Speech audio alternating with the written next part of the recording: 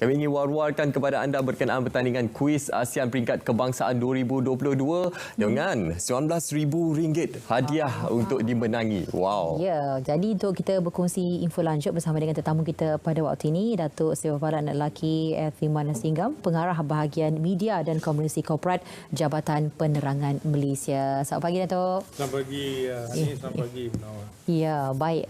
Pada temu buat kali ini, kita nak ajak anda semua untuk mengetahui dengan lebih lanjut lagi berkaitan dengan pertandingan kuis ASEAN Peringkat Kebangsaan 2022. Jadi kita minta Datuk untuk jelaskan lebih lanjut tentang penganjurannya pada kali ini. Silakan. Terima kasih, Hani. Terlebih dahulu kami ucapkan terima kasih kepada PRT yang kerana sudi jemput jawatan penerangan. Sebab apa maklumat yang kita bakal nak bagi sekarang ni amat penting bagi penyertaan Malaysia dalam ASEAN. Jadi pertandingan kuis ASEAN Peringkat Kebangsaan 2022 ini telah bermula sejak 1 Jun dan akan berakhir pada 30 Jun 2022. Pertandingan ni penganjur ni adalah Jabatan Penerangan Malaysia. Dan kami juga dapat bantuan kerjasama daripada Kementerian Komunikasi KEKOM, daripada Kementerian Pendidikan dan juga daripada Kementerian Luar Negeri dari segi hebahan. Tapi kali ini kami juga dapat daripada KPLB dan juga KPT, Kementerian Pengajian Tinggi, khususnya berkaitan pelajar-pelajar daripada IPT, College Community, daripada Politeknik dan juga daripada MRSM, daripada Kementerian KPLB. Jadi program ini ataupun pertandingan kuis ASEAN ini sebenarnya adalah dianjurkan oleh setiap negara ASEAN dan dianjurkan 2 tahun dan dianjurkan dalam bahasa Inggeris. Jadi ia dianjurkan sebagai salah satu daripada acara ASEAN. ASEAN ni banyak pertandingan, banyak acara. Jadi di bawah Committee for Communication, COCI, dan Committee for Culture and Information, COCI, ASEAN COCI. Jadi Malaysia urus setia Jabatan Penerangan dan kita ada beberapa hadiah yang kita akan bincangkan selepas ni, tapi untuk buat masa sekarang tujuan ataupun objektif pertandingan ni adalah serampang dua mata. Satu tu kita nak belia-belia kita. Sebab tu kita masukkan KPT dengan KPLB.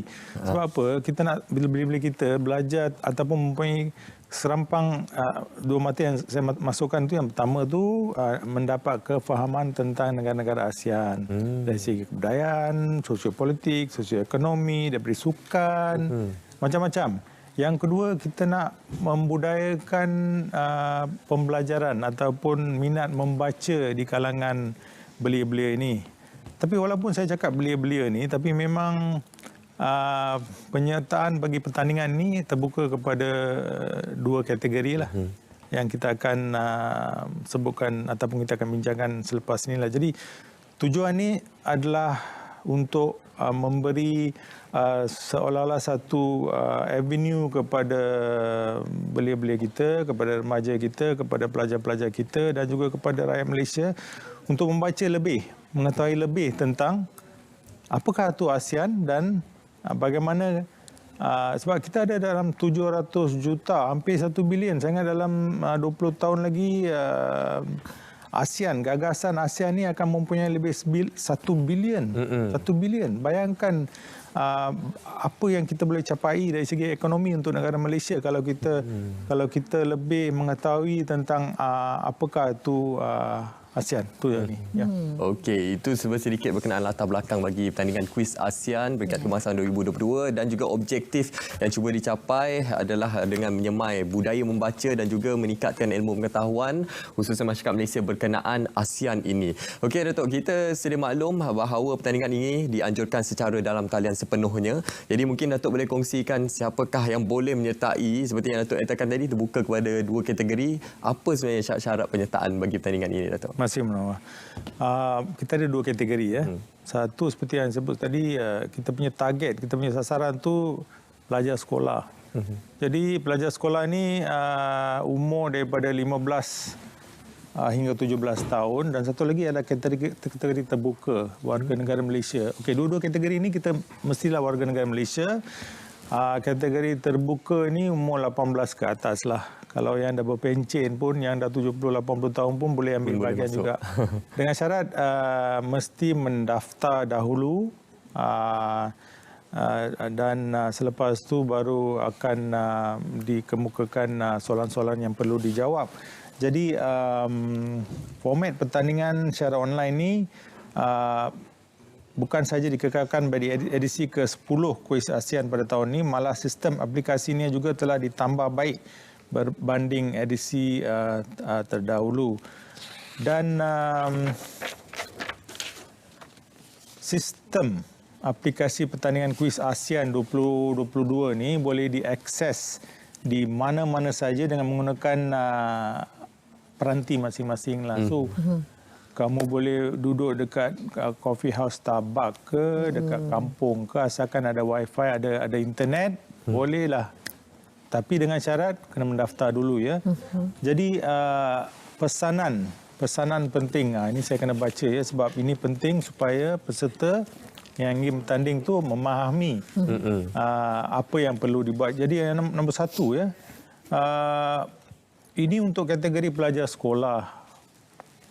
Pelajar sekolah ni dia bertanding secara individu, bukan secara berkumpulan ya. Dan yang penting sekali, mereka mesti mendapatkan persetujuan daripada ibu bapa dan sekolah. Jangan masuk je lepas tu tak ada persetujuan daripada ibu bapa, lepas tu ibu bapa tahu dia kata, sejak bila kamu masuk ni? So jadi kita kena dapatkan persetujuan daripada ibu bapa. Yang kedua ya, syarat-syarat penyertaan yang lengkap boleh dirujuk di laman Facebook IR Division atau ASEAN Quiz Malaysia ya. Para peserta juga digalakkan untuk follow, tolonglah ya, follow dan like kedua-dua laman Facebook tersebut bagi mendapatkan maklumat-maklumat terkini. Yang ketiga, yang penting kalau nak tahu pautan untuk tuan-tuan dan puan-puan untuk menyertai atau mendaftar ya.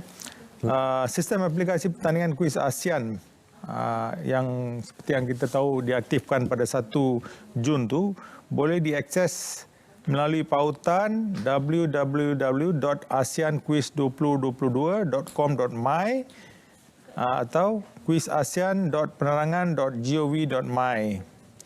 So, sistem ni beroperasi secara real time ya, 24 jam sehari, 7 hari seminggu, mulai 1 hingga 30 Jun. Ini dah masuk ke hari ke-12, ada 18 hari lagi. Jadi kita nak mohonlah kepada semua rakyat Malaysia lah, tak kira umur, tak kira bangsa, tak kira apa.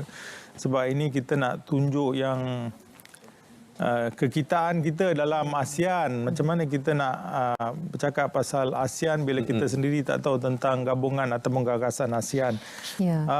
Yang satu lagi yang lebih penting, Munawar ni, apabila peserta mengakses ke dalam sistem aplikasi Kuis ASEAN, sila ambil perhatian peserta adalah memastikan nama, nombor kad pengenalan dan alamat email. Jangan silap ya. Silap ejaan nanti dalam sijil, sebab akan dibagi juga sijil. Sijil untuk penyertaan. Ya. Dan tidak boleh dipinda selepas pendaftaran telah dibuatlah.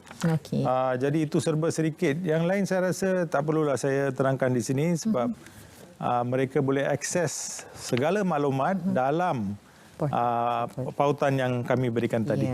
Baik. Dia kalau dalam pertandingan dia ada tahap ataupun level kalau kita boleh kongsikan lebih lanjut tentang tahap atau level pertandingan sebelum ke peringkat akhir nanti, Tok. Baik ni. Soalan yang paling yang penting juga. Jadi kita ada 3 tahap. Tahap 1, tahap 2 dan tahap 3 ya. Tahap 1, tahap 2 seseorang tu boleh try berkali-kali pun. Tapi setiap kali dia try tu mesti dalam 30 minit. Okey, lepas dia gagal 30 minit, dia boleh cuba sekali lagi. Itu tahap pertamalah. Jadi tahap pertama tu kita ada 30 soalan keseluruhannya.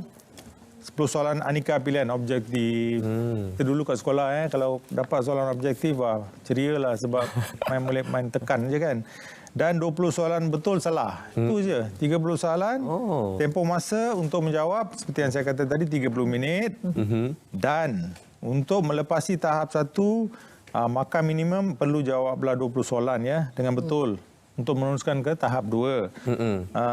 Seperti yang saya cakap tadi, tiada hal percubaan. Lepas tahap 1 dah lulus ataupun lebih 20 soalan, dapat sijil.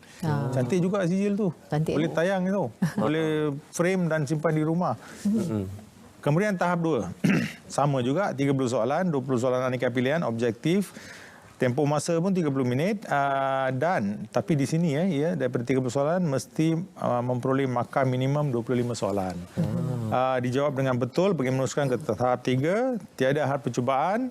Dan juga layak mencetak sijil. Dan kita lepas tu ke tahap 3.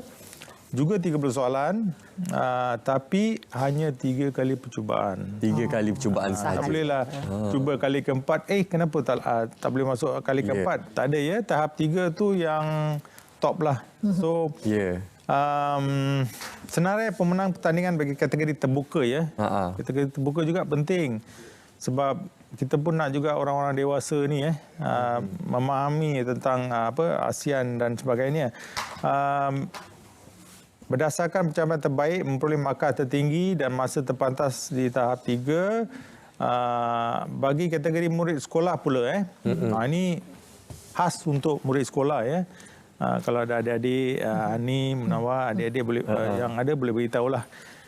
Kita akan pilih 15 orang top scorers daripada kalangan pelajar-pelajar ya, untuk bertanding dalam live quiz yang akan diadakan secara dalam talian oleh Jabatan Penerangan.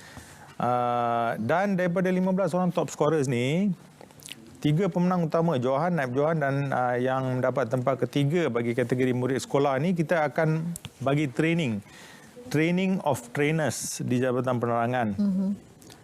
Dan mengapa kita bagi training of trainers ni? Sebab kita nak mereka ketiga-tiga orang ni yang daripada top berapa 15 tadi tu untuk mewakili Malaysia di peringkat regional. Bulan 11 nanti mereka boleh pergi ke Myanmar untuk mengambil bahagian untuk mewakili Malaysia. Wow, menarik. Ya.